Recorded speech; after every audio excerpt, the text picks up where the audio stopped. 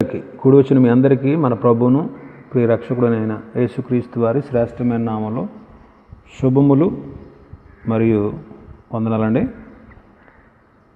దేవుని యొక్క వాక్యాన్ని విందాం. పేతురు రాసిన రెండవ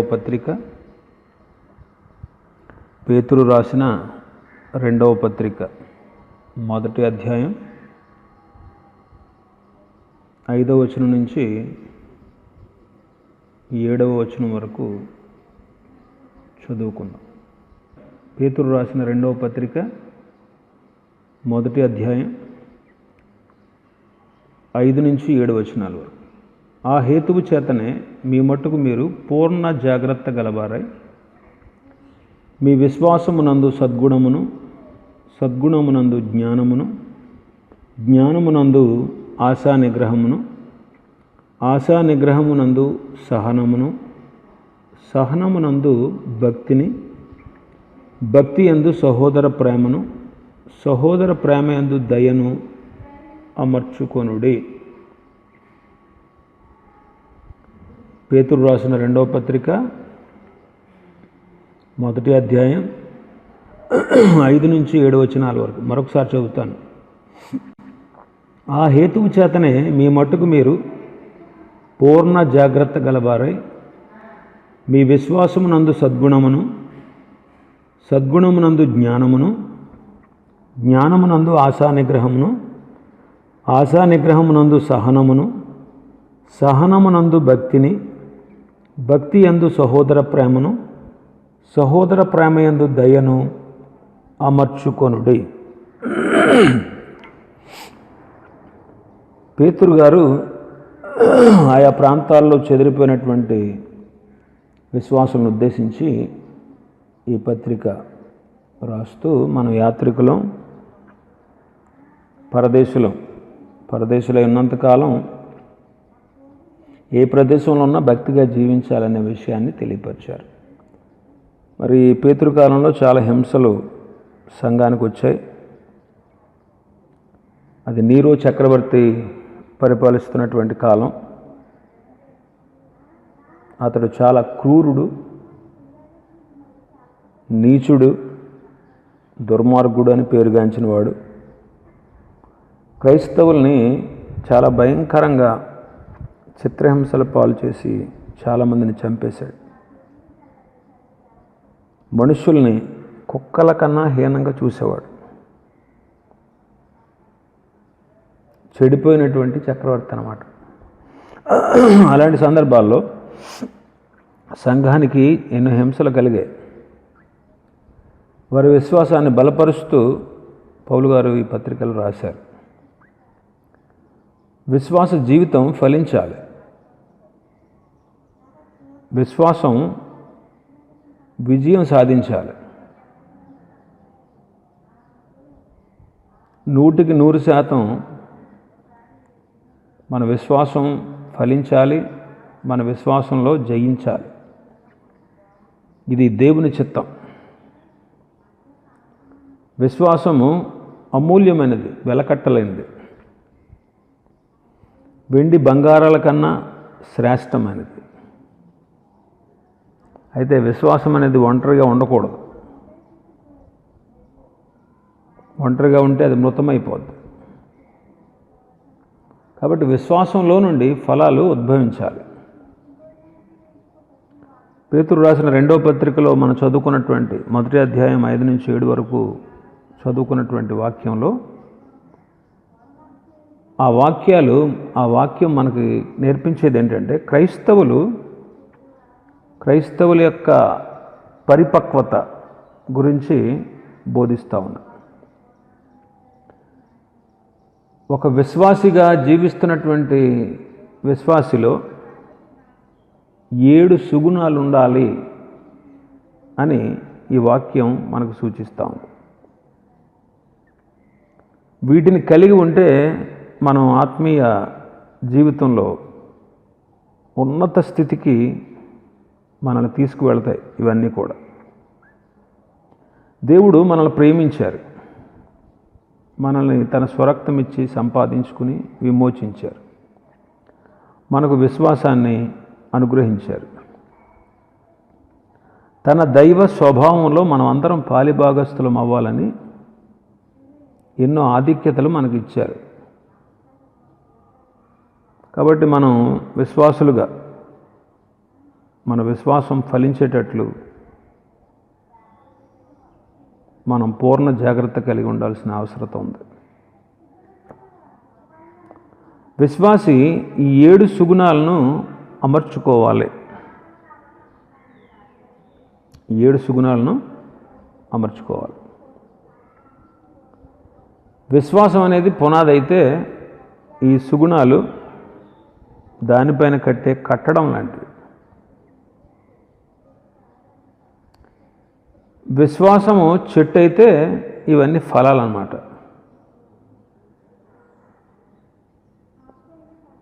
ఒకవేళ విశ్వాసం ఎముకలైతే ఇవి వాటిపై ఉండేటువంటి రక్త మాంసాలు.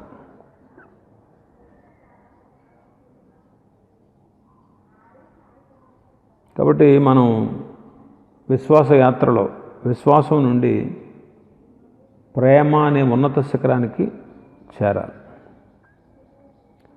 విచారకరమైన సంగతి ఏంటంటే అనేకులు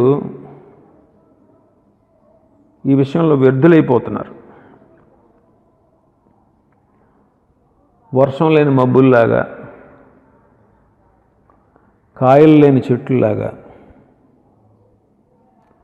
నీళ్లు లేని బావుల్లాగా బ్రతుకుతున్నారు.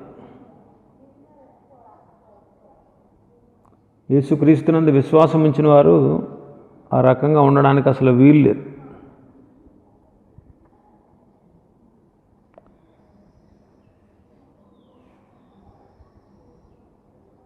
నిన్ను విశ్వాసిగా మార్చడానికి ప్రభు తన పని పూర్తి చేశాడు. అయితే మనం విశ్వాసంలో ఫలించేందుకు మన పని ప్రారంభించాలి. ఇక్కడ మనం చదువుకున్నటువంటి వాక్య భాగంలో విశ్వాసానికి జత చేసుకోవలసినటువంటి గుణాలేంటో రాశాడు పేతురు గారు. మొదటిది 5వ వచనం, మీ విశ్వాసమునందు సద్గుణమును.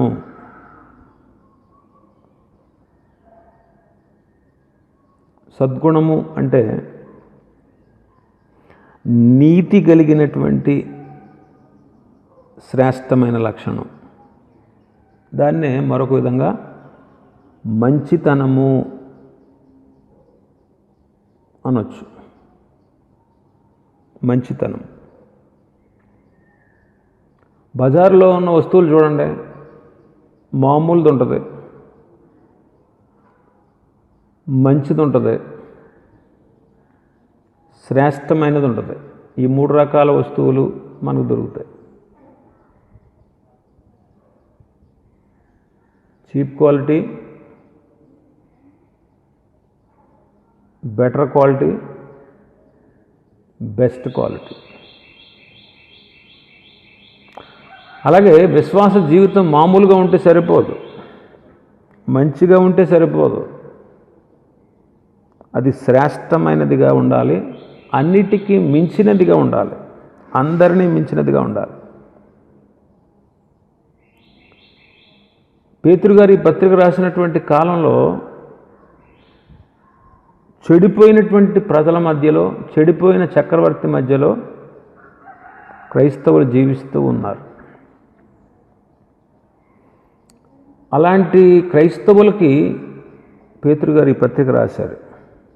వారిని హెచ్చరిస్తూ, ఇలాంటి ప్రజల మధ్యలో మీరున్నారు కాబట్టి, చెడిపోయిన రాజు, చెడిపోయిన ప్రజల మధ్యలో మీరు నివసిస్తున్నారు కాబట్టి, అలాంటి వారి మధ్యలో మీరు నైతికమైన శ్రేష్టతను కలిగి జీవించండి,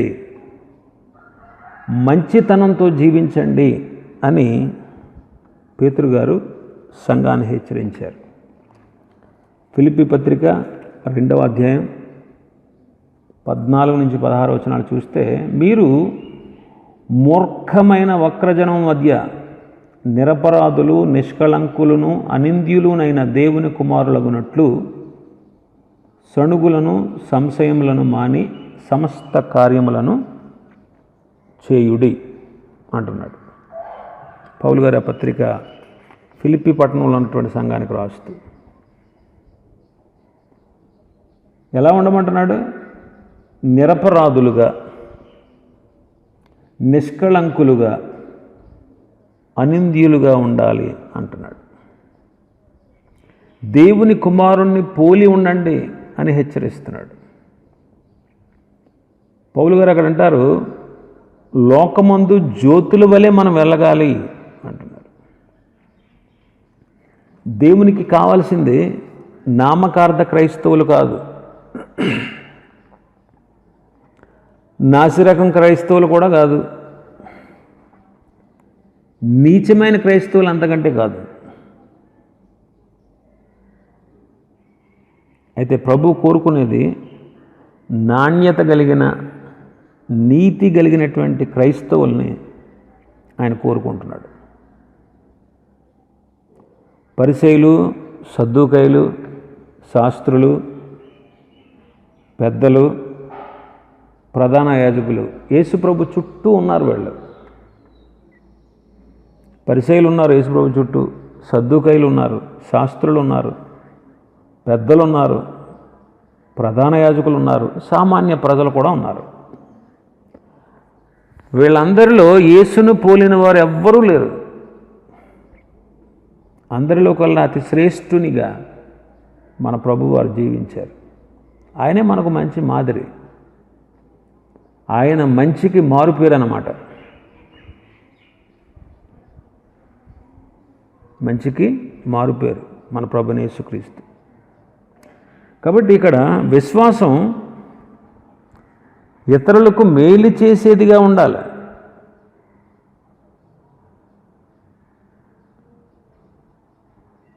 మనలో సత్క్రియలు కనపడాలి. అందుకే ప్రభువు తన ఉపదేశాల్లో బోధించింది ఏంటంటే, మనుషులు మీ సత్క్రియలను చూచి పరలోకమందున్నటువంటి మీ తండ్రిని మహిమపరిచే విధంగా వారి ఎదుట మీ మంచి పనులు, సత్క్రియలు చేయండి అన్నాడు. యేసుక్రీస్తు ప్రభు కూడా అంతటా అందరికీ మేలు చేస్తూ సంచరించారు. కాబట్టి విశ్వాసులైనటువంటి మనం ఆయన వెంబడించాలి. ఆయన వెంబడించాలి. ఒక దేశంలో ఒక క్రైస్తవ గొర్రెల కాపరి ఉండేవాడంట. క్రైస్తవ గొర్రెల కాపరి ఇరుగు పొరుగున ఉన్నటువంటి వారి యొక్క కుక్కలు అంట అతని మంద మీద పడి వాటిని చంపేసేవంట. మొదట్లో అతడు చాలా కోపగించుకున్నాడు. కోపగించుకున్నా వారిలాగా అతను ప్రవర్తించకుండా కీడును మేలుతో జయించాలి అని దేవుని వాక్యాన్ని విని దాని కొరకు ప్రార్థన చేశాడంట. తర్వాత ఆయనకు ఒక ఐడియా వచ్చింది, ఆలోచన ఏంటంటే, కుక్కలున్న వాళ్ళ యొక్క కుటుంబాల్లో ఎంతమంది అయితే పిల్లలు ఉన్నారో, 2 పిల్లలుంటే 2 గొర్రెలు, 3 పిల్లలుంటే 3 గొర్రెలు, అలాగా ఆ ఇరుగు పొరుగు వారికి ఈ గొర్రెల్ని బహూకరించాడంట. ఎప్పుడైతే వాళ్ళు గొర్రె పిల్లల్ని పొందుకున్నారో వెంటనే తమ కుక్కల్ని కట్టిపడేశారు. ఆ సమస్య అంతటితో పరిష్కరించబడింది. అంతేకాకుండా అతని మంచితనాన్ని కూడా ఆలోచించడం మొదలెట్టారంట వాళ్ళు. కొంతకాలానికి అతడు సువార్త చెప్పినప్పుడు చాలామంది విని నమ్మి క్రైస్తవులయ్యారు. అందుకే రోమీలకు రాసిన పత్రికలో పౌలు గారు ఏమన్నారు? రోమా పత్రిక 12వ అధ్యాయం 21వ వచనం, కీడు వలన జయింపబడక మేలు చేత కీడును జయించుము అన్నాడు. కీడు చేత జయించబడక మేలు చేత కీడును జయించండి. కాబట్టి మన విశ్వాసంలో ఏముండాలి? సద్గుణం ఉండాలి. ఇది మొదటి మాట. రెండవ మాట 5వ వచనం, పేతురు రాసిన 2వ పత్రిక 1వ అధ్యాయం 5వ వచనం. మీ విశ్వాసమందు సద్గుణమును, సద్గుణమునందు జ్ఞానమును అంటున్నాడు. రెండవది జ్ఞానము. విశ్వాసానికి సద్గుణాన్ని అలవరుచుకోవాలి, సద్గుణానికి జ్ఞానాన్ని అమర్చుకోవాలి. ఇది లోక జ్ఞానం కాదు, దేవుని జ్ఞానం. పరిశుద్ధ గ్రంథంలో ఉంటుంది కదా, నా జనులు జ్ఞానము లేకయే నశించిపోతున్నారు. ఈనాడు విశ్వాసుల్లో కూడా చాలామంది దైవ జ్ఞానం లేకుండా నశించిపోతున్న వాళ్ళు ఉన్నారు. క్రైస్తవులు యేసుక్రీస్తు యొక్క జ్ఞానమందు అభివృద్ధి చెందాలి. దేవుని వాక్యం చదవడం, దేవుని వాక్యం పఠించడం, దేవుని వాక్యం ధ్యానించడమే కాకుండా ప్రత్యేకంగా దానిని మన జీవితాలకు అన్వయించుకొని ప్రవర్తించాలి. దాన్ని మన జీవితాలకు అన్వయించుకుని ప్రవర్తించినప్పుడే మనకు వివేచన కలుగుతుంది. వాక్యం ద్వారా విశ్వాసం మనకు కలగడమే కాకుండా ఆ వాక్యమే విశ్వాసంలో మనం ఎలా కొనసాగాలో మనకు తెలియపరుస్తుంది. మనము దేవుని చిత్తాన్ని తెలుసుకోవడానికి, క్రీస్తు యొక్క స్వరూప్యంలోనికి మార్చబడడానికి, ప్రభు యొక్క సంకల్పాలేంటో గ్రహించుకోవడానికి దైవ జ్ఞానం అనేది చాలా అవసరము. ఇంకా తప్పు బోధలకు బలైపోకుండా మనం సురక్షితంగా ఉండేందుకు వాక్యం అవసరం, వాక్య జ్ఞానం. ఆత్మీయ జీవితంలో మనం మరగుజ్జువాళ్ళుగా మిగిలిపోకుండా ఉండేందుకు, ఎదుగుదల లేకుండా మనం ఉండేందుకు, చూడండి చాలామంది ఎదుగుదల ఉండదు, మరుగుజ్జోళ్ళగా మిగిలిపోతారు. అలా మిగిలిపోకుండా మనం ఉండాలంటే మనం దేవుని యొక్క జ్ఞానాన్ని సంపాదించుకోవాలి. సోక్రటీస్ దగ్గర, అతని దగ్గర ఒక శిష్యుడు వచ్చాడంట. సోక్రటీస్ జ్ఞానం కలిగినటువంటి వాడు.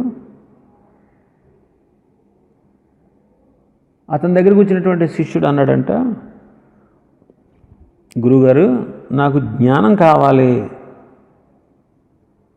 అదే కోరుకుంటున్నానండి నేను అన్నాడంట.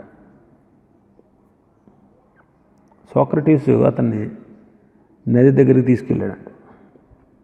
అందులోకి దిగాడు. ఆ శిష్యుడు యొక్క తల వెంట్రుకలు పట్టుకుని అమాంతంగా అతన్ని నీటిలో ముంచి అలాగే అణిచిపెట్టాడంట. మొత్తం మీద వాడు పెనుగులాడి పైకి తేలి ఆయాసపడతా ఉన్నాడు. అప్పుడు సోక్రటీస్ అతన్ని అడిగాడంట, ఏమనంటే, బాబు నువ్వు నీటిలో మునిగి ఉన్నప్పుడు నీవన్నిటికంటే ముఖ్యంగా ఏం కోరుకున్నావు అని అడిగాడంట. వెంటనే వాడు అన్నాడంట, గాలి కావాలని కోరుకున్నానండి గురుగారు అన్నాడు. అలాగే నీవు కూడా జ్ఞానాన్ని కోరుకోవయ్యా, అప్పుడే అది పొందుతావు అని చెప్పాడు. కనుక విశ్వాసులైన మనకి కూడా దైవ జ్ఞానం పట్ల తృష్ణ కలిగి ఉండాలి, దాహం కలిగి ఉండాలి. వాక్యాన్ని చదివి గ్రహించడానికి, దాని ప్రకారంగా మనం జీవించడానికి ఎంతో ప్రయాసపడాలి. జ్ఞానం లేకుండా ఉట్టి క్రియలతో ఎగిరిపడే క్రైస్తవులు చాలామంది ఉన్నారు. జ్ఞానం ఉండదు వాళ్ళకి. కాబట్టి రెండవదిగా మనం జ్ఞానాన్ని అమర్చుకోవాలి. మొదటిది సద్గుణం, రెండవది జ్ఞానం. మూడవ మాట పేతురు రాసిన 2వ పత్రిక 1వ అధ్యాయం 6వ వచనం. జ్ఞానమునందు ఆశా నిగ్రహము అమర్చుకోవాలి. జ్ఞానానికి ఏమర్చుకోవాలి? ఆశా నిగ్రహము. యేసుక్రీస్తు బిడలంగా మనం మార్చబడక ముందు ఆశా నిగ్రహం లేకుండా ఎలా పడితే అలా జీవించాం. కానీ ఇప్పుడు విశ్వాసులం అయ్యాం కాబట్టి విశ్వాసులైన తర్వాత దేవుడు విశ్వాసులకు ఆశా నిగ్రహం అనుగ్రహిస్తాడు.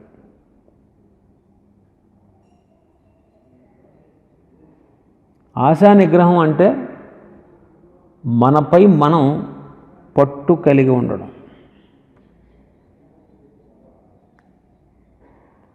అంటే కోరికలు ఉంటాయి, ఆశలు ఉంటాయి, ఇచ్చలు ఉంటాయి.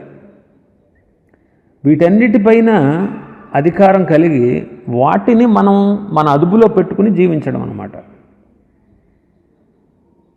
ఎక్కడైతే ఆశా నిగ్రహం ఉంటుందో అక్కడ శోధనకి అంత పెద్ద ప్రభావం ఉండదు.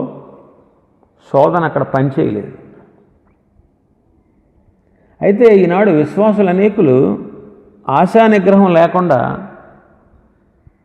అట్టడుగు స్థాయికి దిగజారిపోతూ ఉన్నారు. చిన్ని చిన్ని విషయాల్లో తొట్టిల్లిపోవడానికి కారణం ఈ ఆశా నిగ్రహమే. ఆశా నిగ్రహం లేకపోవడమే. మన తలంపుల విషయంలోనూ, మన కోపం విషయంలోనూ, కామ సంబంధమైనటువంటి విషయాల్లోనూ, మాటల విషయంలో, లోభత్వం విషయంలో, నిద్ర విషయంలో, భోజనం విషయంలో చాలామంది ఆశా నిగ్రహాన్ని లేక అపజయాలు ఎదుర్కొంటూ ఉన్నారు. క్రైస్తవులు అనేక మంది ముఖ్యంగా భోజనం విషయంలో చెడ్డ పేరు తెచ్చుకోవడానికి కారణం అదే.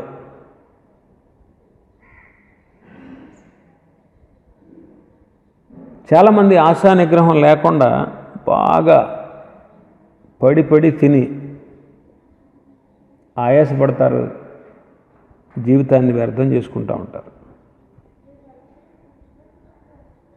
అలెగ్జాండర్ మహాచక్రవర్తి లోకాన్నంతటిని, ప్రపంచాన్ని అంతటిని జయించాడు. కానీ తన సొంత కోరికల్ని జయించలేకపోయాడంట. అందుకే వాక్యం ఏమనుందంటే, పట్టణాన్ని పట్టుకునేవాడి కంటే తన మనస్సును స్వాధీనపరుచుకునేవాడు శ్రేష్ఠుడు అన్నాడు. కాబట్టి విశ్వాసిలో ఆశ నిగ్రహం ఉండాలి. ఆశ నిగ్రహం. తర్వాత మాట 6వ వచనం, ఆశా నిగ్రహమునందు సహనము ఉండాలి. ఆశా నిగ్రహం అందు ఏముండాలి? సహనం. సహనాన్ని అమర్చుకోవాలి. విశ్వాసికి ఉండాల్సినటువంటి మరొక లక్షణం ఏంటంటే ఓర్పు.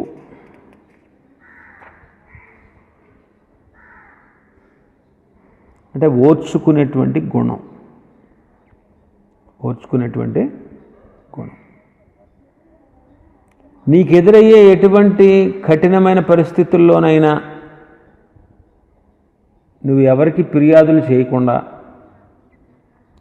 సణుక్కోకుండా, గొణుక్కోకుండా, సంతోషంతో కడవరకు కూడా పొట్టు విడవకుండా పోరాడేటువంటి గుణం అన్నమాట ఈ సహనం. కాబట్టి క్రైస్తవులు అంత త్వరగా ఓటమికి లోబడకూడదు.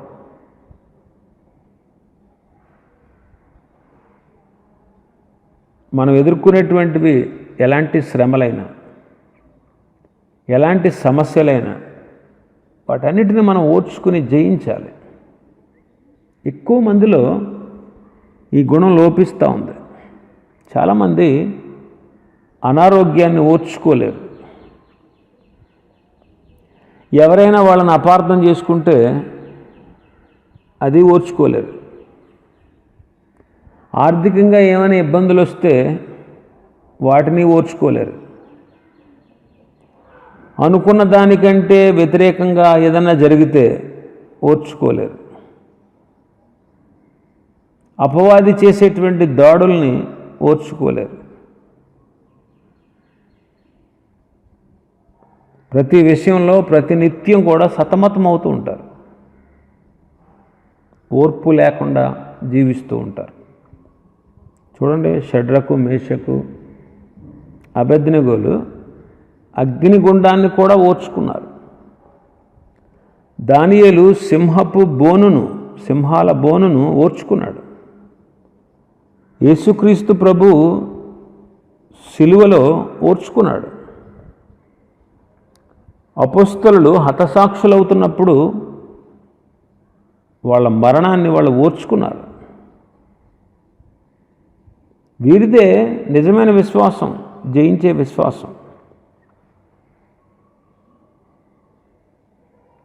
లోకం ఎదుట సమాజం, దేవుని బిడ్డల యొక్క సమాజం, దేవుని బిడ్డల యొక్క సంఘం లోకం ఎదుట వంగిపోకుండా, లొంగిపోకుండా దేవుని కొరకు మనం ధైర్యంగా నిలబడేవారుగా ఉండాలి. సమస్తాన్ని ఓర్చుకుంటూ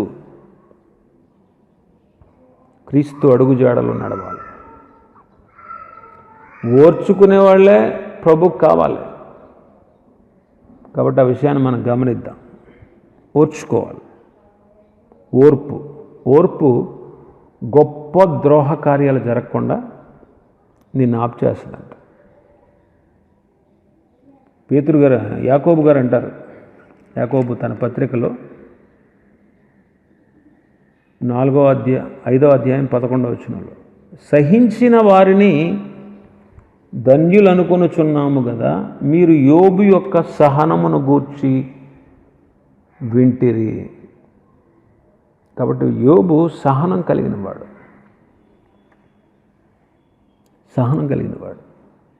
అన్నీ పోయినా దేవుని నామానికి స్తుతి కలుగునుగాక అన్నాడు. ఆరోగ్యం క్షీణించినా దేవుణ్ణి దూషించి మరణమైపో అని భార్య సలహా ఇచ్చినా ఓర్చుకున్నాడు. తన స్నేహితులు పనికిమాలిన వైద్యులుగా తనను ఎంతో వేధించిన, శోధించిన సహనంతో, ఓర్పుతో వాళ్ళకి సమాధానం ఇస్తూ వచ్చాడు.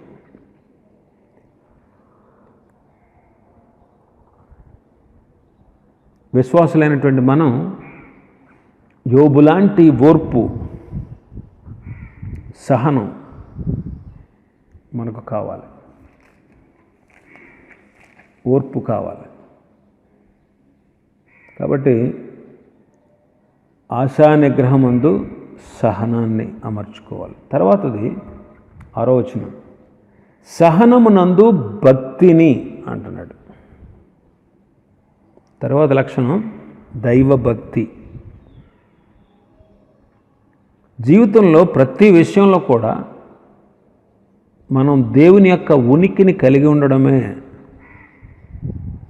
దేవుని యొక్క భక్తితో, దేవుని కొరకు భక్తితో జీవించడమే మనకు అవసరం. అందుకే ప్రభు అన్న మాట, మొదట ఆయన రాజ్యమును, నీతిని వెదకండి. దేవునికి సరైన స్థానాన్ని ఇచ్చి తగిన రీతిలో ఆయన ఆరాధించాలి. భక్తి అంటే దేవుని ఎడల భయము కలిగి ఉండడం. భక్తి అంటే అన్ని విషయాల్లో మనం దేవుణ్ణి సంతోషపెట్టడం.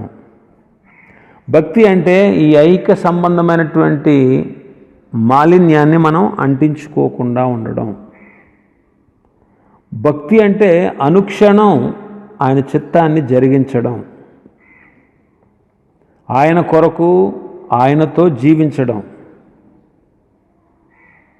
ఆయన కొరకు ఆయనతో జీవించడమే దైవ భక్తిలో ఉండేటువంటి లక్షణాలు.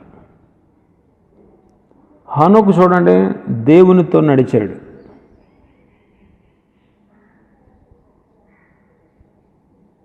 మన జీవితంలో కూడా ప్రతినిత్యం మనం దేవునితో నడవాలి. కేవలం ఆదివారం ఆరాధనలో భక్తి చేస్తే సరిపోదు. ప్రతినిత్యం దేవుని సన్నిధిలో ఆయన సంకల్పాల కొరకు మనం జీవించాలి. అందుకే దైవభక్తి సంతుష్టి సహితమైన దైవభక్తి గొప్ప లాభ సాధనమైనది అంటాడు పౌలు గారు తిమోతి పత్రికలో. ధనము, పేరు ప్రతిష్టలు, అధికారం, ఆస్తి అంతస్తులు, హోదాలు, మన చేతి పనులు ఇవేవి కూడా దైవభక్తి ముందు సరితూగలేవు. ఒక భక్తుడు అన్నాడు, భక్తి అంట 2 రకాలంట. ఒకటేమో పిల్లి భక్తి అంట, రెండవది కుక్క భక్తి అంట.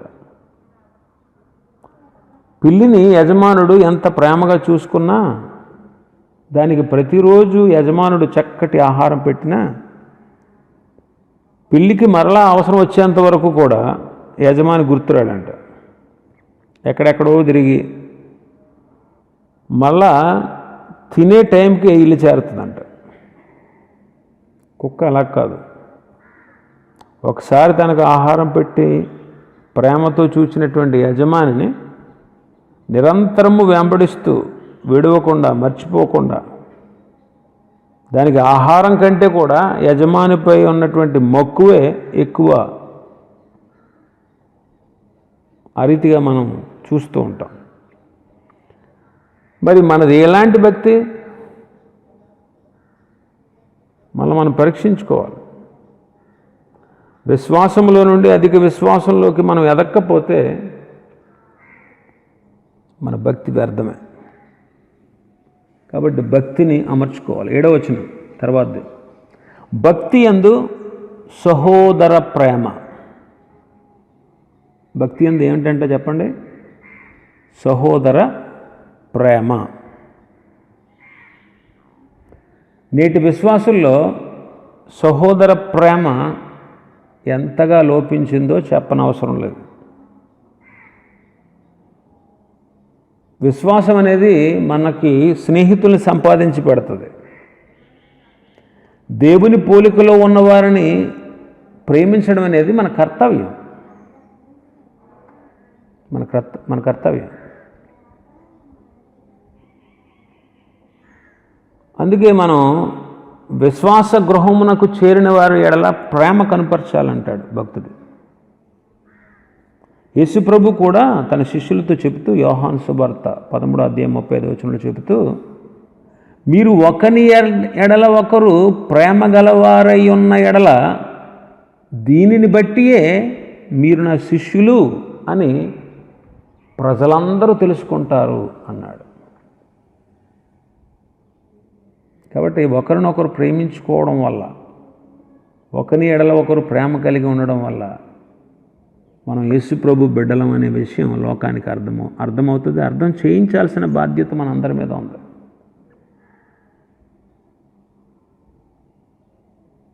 కొంతమంది యేసు నిన్ను ప్రేమిస్తున్నాడు అని చెప్పుకుంటూ పోతారు, లేకపోతే యేసు నిన్ను ప్రేమిస్తున్నాడు అనేటువంటి బ్యాడ్జీలు పెట్టుకుని తిరుగుతూ ఉంటారు కొంతమంది. కానీ వాళ్ళ హృదయంలో ప్రేమ ఏ కోశాన ఉండదు. ప్రైజ్ ద లార్డ్ అని చెప్పుకుంటే సరిపోదు. ఒకరి పట్ల ఒకరికి ప్రేమ ఆప్యాయతలు ఉండాలి. ఇది వాస్తవం అండి. ఒకరి పట్ల ఒకరికి ప్రేమ ఆప్యాయతలు ఉండాలి. ఆది సంఘస్థుల మధ్యలో వారికి ఉన్నటువంటి ప్రేమను చూసి లోకం ఆశ్చర్యపోయింది.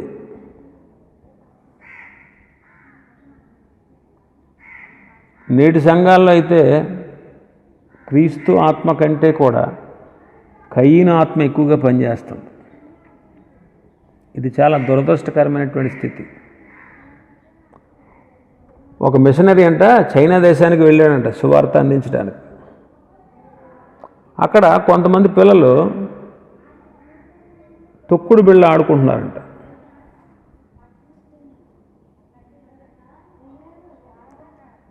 ఓ పిల్లాడిని భుజాన్ని వేసుకుని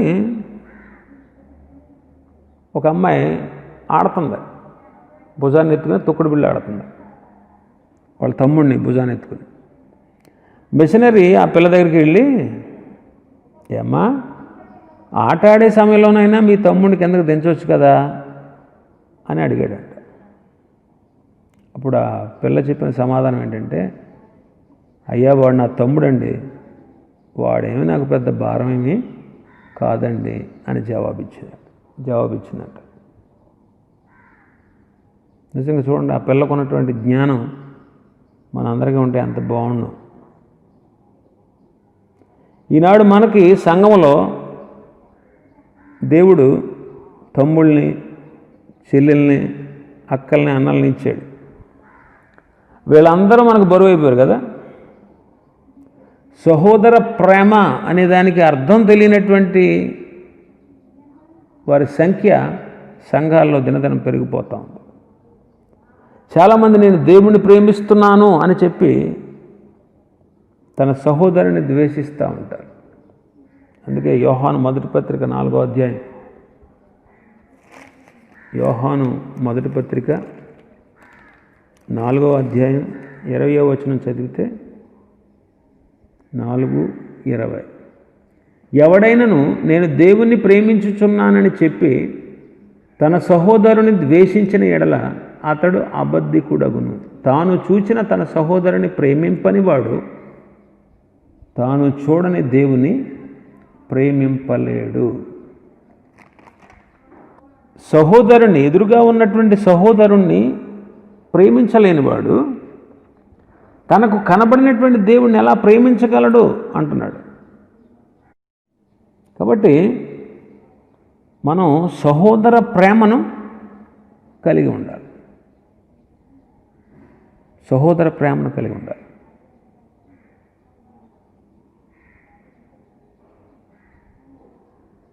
మనం ఇతరులకి ప్రేమను పంచాల్సిన వారంగా ఉన్నాం. ప్రభు యొక్క మాధుర్యాన్ని మనం ఇతరులకు చూపించాలండి.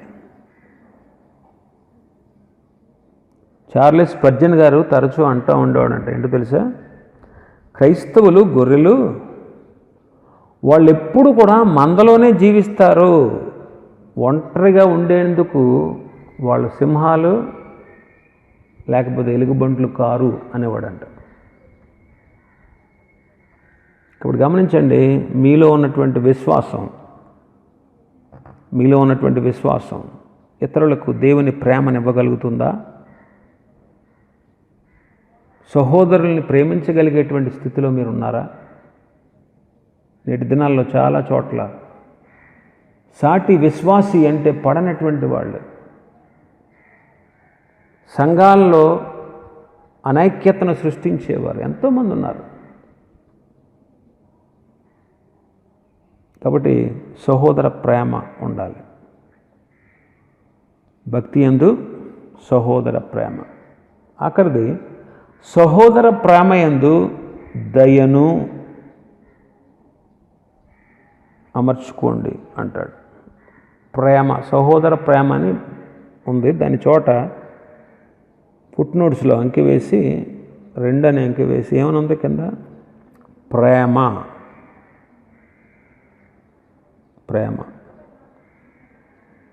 ఇది దైవికమైన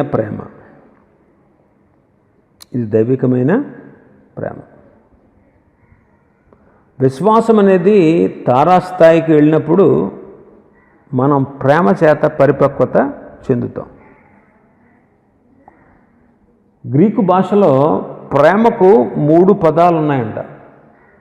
మొదటిది ఫీలియో అంటే ఇది ఇచ్చి పుచ్చుకునే ప్రేమ. అంటే మనల్ని ప్రేమించే వాళ్ళని ప్రేమించడం, అట్టెట్టినమ్మకి అట్టున్నర తిరిగి పెట్టడం, ఇచ్చి పుచ్చుకునే ప్రేమ అన్నమాట. రెండవది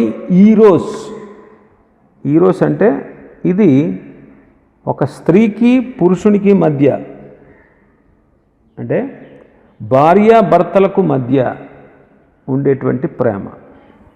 ఈ ప్రేమ స్వార్థపూరితమైనది.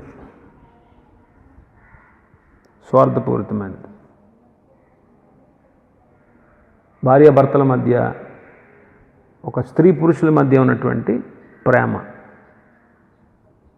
మూడవది అగాపే అన్నారు. అగాపే ఇది దేవుని ప్రేమ. అంటే దేవుని ప్రేమ, నిజమైన ప్రేమ, ఎదుటి వ్యక్తి యొక్క మేలు కోరే ప్రేమ, త్యాగముతో నిండినటువంటి ప్రేమ, ఇవన్నీ అర్థాలు వస్తాయి. కనుక ఇదే దైవికమైన ప్రేమ. పరిపూర్ణమైన ప్రేమ నిజ విశ్వాసానికి గుర్తు, రుజువు. అది గుర్తుపెట్టుకోండి. అందుకే కొరింథీయులకు రాసిన పత్రిక, మొదటి పత్రిక 13వ అధ్యాయంలో దేవుని యొక్క అగాపే ప్రేమ లక్షణాలు మనకు కనబడతాయి. 4 నుంచి 8 వచనాలు. కొరింథీయులకు రాసిన మొదటి పత్రిక 13వ అధ్యాయం 4వ వచనం నుంచి 8వ వచనం వరకు చూడండి. ప్రేమ దీర్ఘకాలం సహించును, దయ చూపించును, మత్సరపడదు, డంబముగా ప్రవర్తింపదు, ఉప్పొంగదు, అమర్యాదగా నడవదు, స్వప్రయోజనం విచారించుకునదు, త్వరగా కోపపడదు, అపకారమును మనసులో ఉంచుకోదు, దుర్నీతి విషయమై సంతోషపడక సత్యమందు సంతోషించును, అన్నిటినీ తాళుకును, అన్నిటినీ నమ్మును, అన్నిటినీ నిరీక్షించును, అన్నిటినీ ఓర్చును, ప్రేమ శాశ్వత కాలము ఉండును. ఈ 4 నుంచి 8 వచనాలు మీరు చదువుకునేటప్పుడు ప్రేమ అనే చోట మీ పేరు పెట్టి చదవండి. నిజంగా ఈ లక్షణాలు మీలో ఉన్నాయో లేదో మీకు వెంటనే అర్థమైపోతుంది.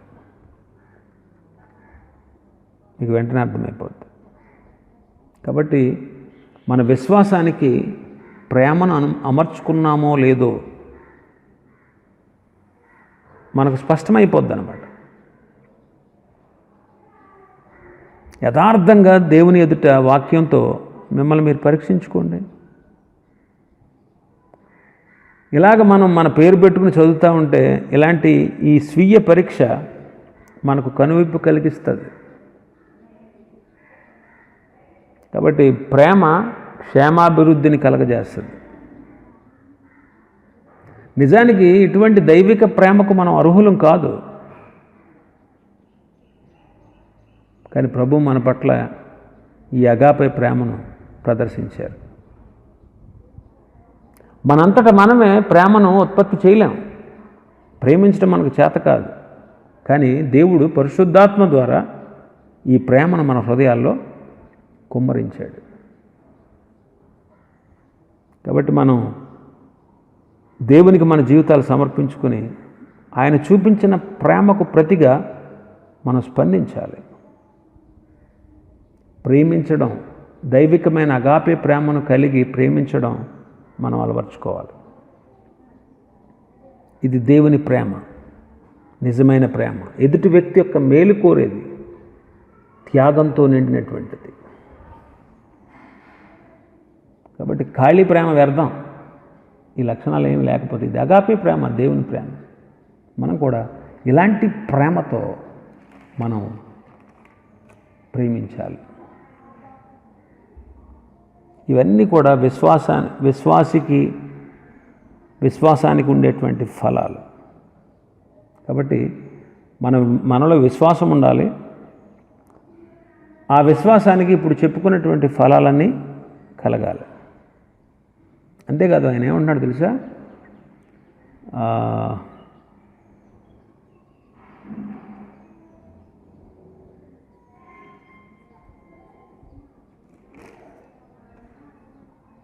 ఎనిమిదవ వచనం, మన భాగంలోకి వస్తే 8వ వచనం, పేతురు రాసిన 2వ పత్రిక 1వ అధ్యాయం 8వ వచనం.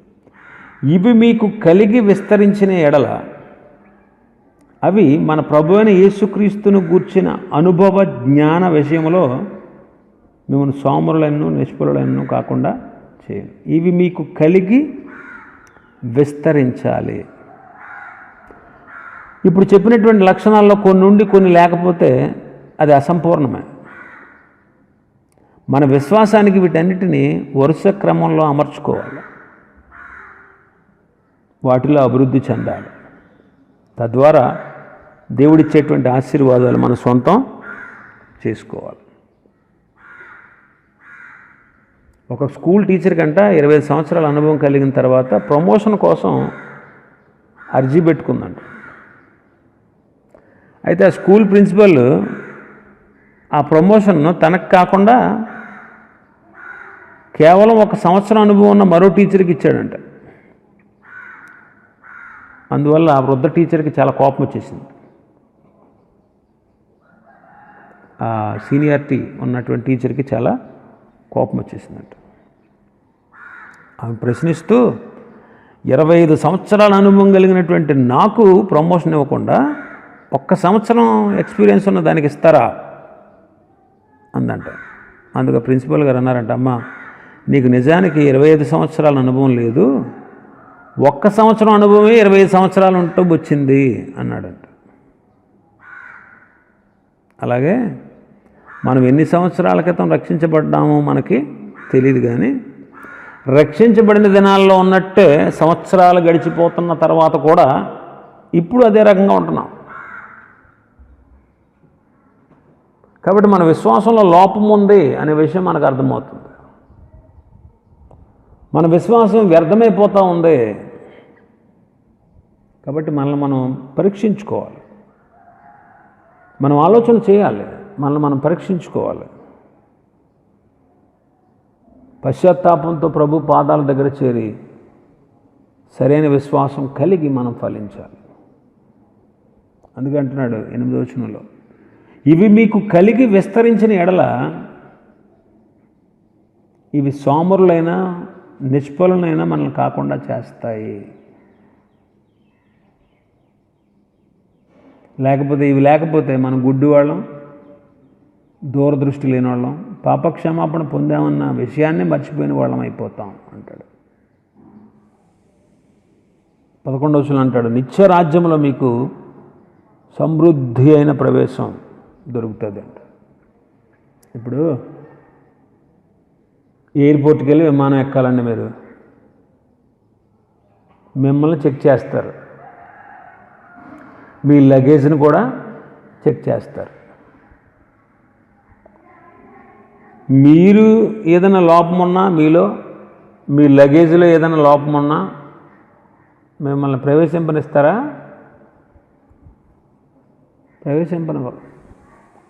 కాబట్టి ఏ ఆటంకం లేకుండా సమృద్ధిగా ప్రభు సన్నిధానానికి వెళ్ళి ధైర్యంగా తల ఎత్తుకుని ఆయన ఎదుట నిలబడగలగాలి రేపొద్దుట. అంటే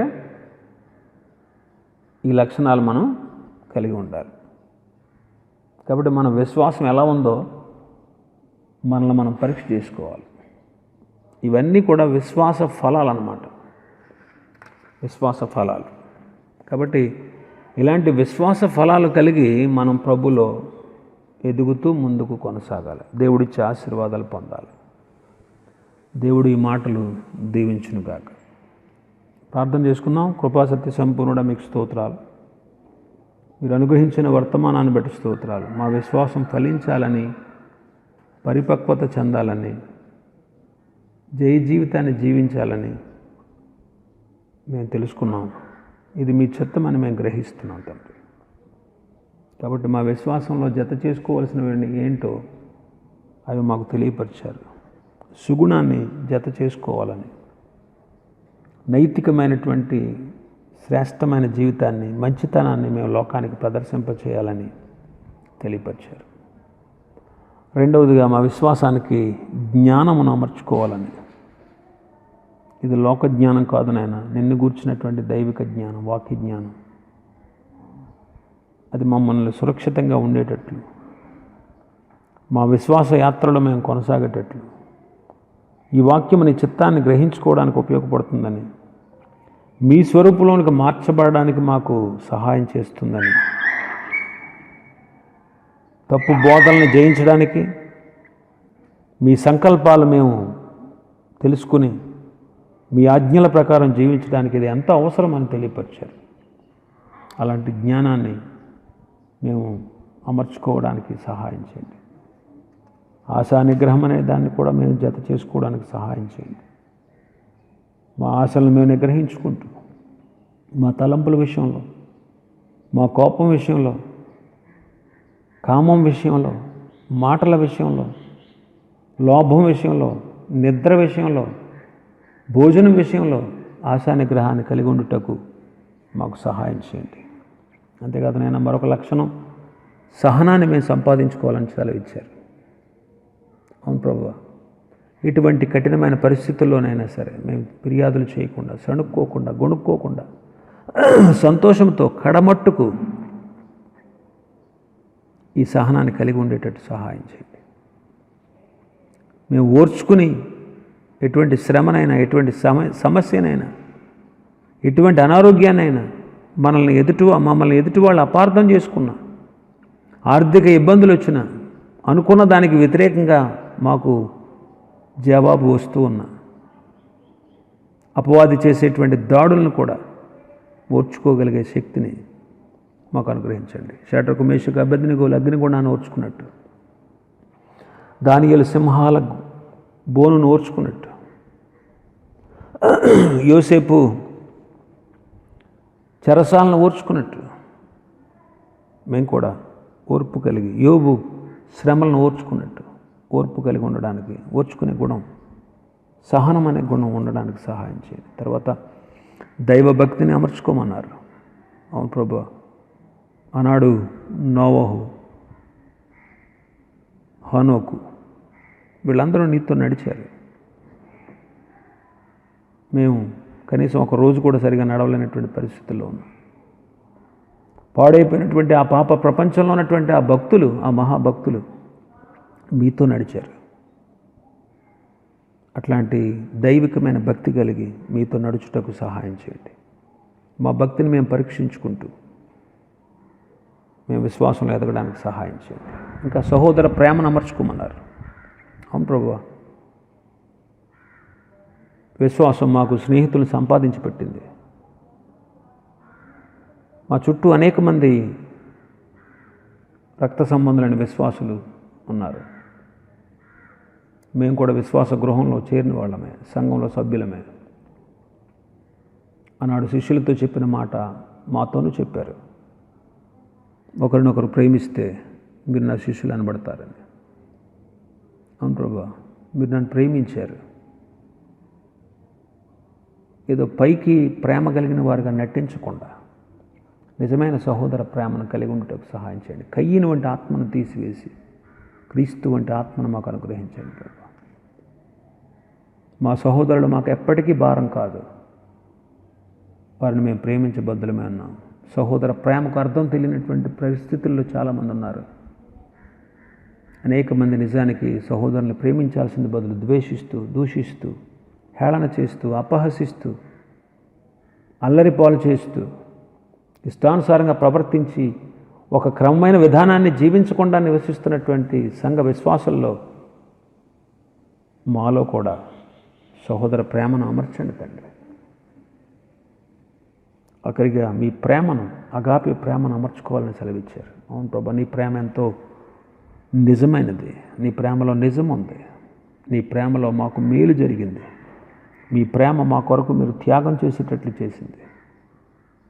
పరిపూర్ణమైన ప్రేమ మా నిజ విశ్వాసానికి రుజువు. కొరింథీ పత్రికలో ఉన్నట్టు మేము కూడా ప్రేమ కలిగి ఉండుటకు సహాయం చేయండి. సహించేటట్లు, దీర్ఘకాలం సహించేటట్లు, దయ చూపించేటట్లు, మత్సరపడకుండా, డంబముగా ప్రవర్తించకుండా, ఉప్పొంగకుండా, అమర్యాదగా నడవకుండా, స్వప్రయోజనాన్ని విచారించుకోకుండా, త్వరగా కోప్పడకుండా, అపకారాన్ని మనసులో ఉంచుకోకుండా, సత్యమందు సంతోషిస్తూ, అన్నిటినీ తాళుకుంటూ, అన్నిటినీ నమ్ముచు, అన్నిటినీ నిరీక్షిస్తూ, అన్నిటినీ ఓర్చుకుంటూ, శాశ్వత కాలము మా ఈ మీరు ఇచ్చినటువంటి అగాపే ప్రేమ మాలో నిలిచి ఉండేటట్లు మీ పరిశుద్ధాత్మని ద్వారా మీరే మా హృదయాల్లో మీ ప్రేమను కుమ్మరించమని ప్రార్థిస్తున్నాం. ప్రభువా, మా విశ్వాసం ఒంటరిగా ఉంటే మృతమైపోద్ది. మా విశ్వాసానికి ఫలాలు ఉండాలి. ఇవి మాలో విస్తరించాలి ప్రభువా. కొన్ని ఉండి కొన్ని ఉండకపోతే అది అసంపూర్ణమే. వీటన్నిటినీ మేము క్రమమైన పద్ధతిలో అమర్చుకోవడానికి సహాయం చేయండి. వీటిలో అభివృద్ధి చెందడానికి సహాయం చేయండి. తద్వారా మేము ఆశీర్వదించబడుటకు మీ సహాయం అనుగ్రహించండి తండ్రి. మేము ఇలాంటి విశ్వాసం కలిగి దాంట్లో ఫలించేటట్లుగా మీ కృపను మాకు పంచియమ్మని మీ చేతులకి మమ్మల్ని మేము అప్పగించుకుంటూ ఘనత మహిమ ప్రభావం చెల్లిస్తూ హృదయపూర్వకంగా మీకు కృతజ్ఞతలు చెల్లిస్తూ అతి శీఘ్రంగా రానున్న రక్షకుడు యేసుక్రీస్తు ప్రభువారి శ్రేష్టమైన నామములో ప్రార్థి